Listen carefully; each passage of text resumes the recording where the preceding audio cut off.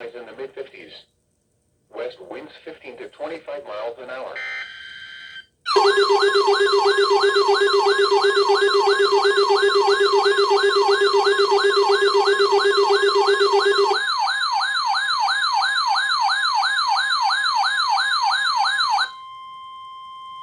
The National Weather Service in Wilmington has issued a severe thunderstorm warning for southeastern Champaign County, northeastern Clark County, northwestern Madison County until 6:15 p.m.